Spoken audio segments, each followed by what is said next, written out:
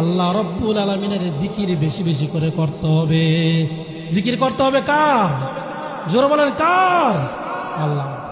পবিত্র কোরআনুল কারীমের মধ্যে আসছে, ইয়া আইয়ুহাল্লাযীনা আমানু যকুরুল্লাহা যিকরান কাসীরা ওয়াসাব্বিহুহু বুকরাতাও ওয়া আসীলা। হে ঈমানদাররা, তোমরা বেশি বেশি করে অধিক পরিমাণে তোমরা জিকির করো কার? আল্লাহ। ওয়াসাব্বিহুহু বুকরাতাও ওয়া আসীলা, এবং সকাল সন্ধ্যায় জিকির করো, সকাল সন্ধ্যায় তাসবিহ পড়ো। কার তাসবিহ?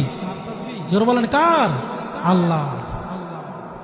আমার ভাইয়েরা, এই পৃথিবীর বুকে এমন কোন জিনিস নাই যে জিনিসটা, যে বস্তুটা আল্লাহ রব্বুল আলামিনের জিকির করে না। পবিত্র কোরআনুল কারীমের মধ্যে আসছে, ওয়া ইম মিন শাইইন ইল্লা ইউসাব্বিহু বিহামদিহি ওয়ালাকিন লা তাফকাহুনা তাসবিহাহুম। এমন কোন বস্তু নাই যে বস্তুটা আল্লাহর তাসবিহ পড়ে না, আল্লাহর প্রশংসা করে না। ওয়ালাকিন লা তাফকাহুনা তাসবিহাহুম, কিন্তু দুনিয়ার মানুষ তোমরা তাদের তাসবিহগুলো, তাদের জিকিরগুলো বুঝতে পারো না। সুবহানাল্লাহ, জোরে বলেন। গাছ আল্লাহর জিকির করে, মাছ আল্লাহর জিকির করে। আমার ভাইয়েরা, এই যে আমার হাতের মধ্যে মাউথপিস দেখা যায়, এটাও আল্লাহর জিকির করে। গ্লাস আল্লাহর জিকির করে।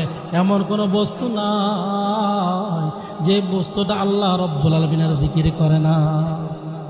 গাছের পাতাগুলো মরমর রবে, বাতাস শনশন রবে, পানি তার কুলু কুলু না দে, পাখিরা তাদের কল রবে, সমস্ত সৃষ্টি জগৎ জিকির করে যার যার বাসায়। কার? জোর বলেন কার জিকির করে? আল্লাহ রব্বুল আলামিনের। ওই যে দেখেন না গড়ি, গড়ি অনেকে মনে করে টিক টিক টিক টিক করে আওয়াজ করে, আসলে না, গড়িটা আল্লাহ জিকির করে। জোরসে হরদম বগুয়াত আল্লাহ, জোরসে হরদম বগুয়াত আল্লাহ, না গুয়াত টুন টুন টুন না টু না টু টু, না গুয়াত টুন টুন টুন না টু না টু টু। আরে তোমরা যে দেখো গড়ি টিক টিক টিক টিক করে আওয়াজ করে না, গড়িটা টিক টিক করে আওয়াজ করে না, গড়িটা জিকির করে আল্লাহ আল্লাহ আল্লাহ। জিকির করতেছে কার? আল্লাহ। আমার মেয়েরা, এমনকি তাফসীরের কিতাবের মধ্যে উল্লেখ করা হয়েছে, একটা গাছ কখনো কাটা হয় না যতক্ষণ পর্যন্ত এটা আল্লাহর জিকির করে। একটা মাছ কখনো ধরা পড়ে না, ধরতে পারে না যতক্ষণ পর্যন্ত এটা আল্লাহর জিকির করে।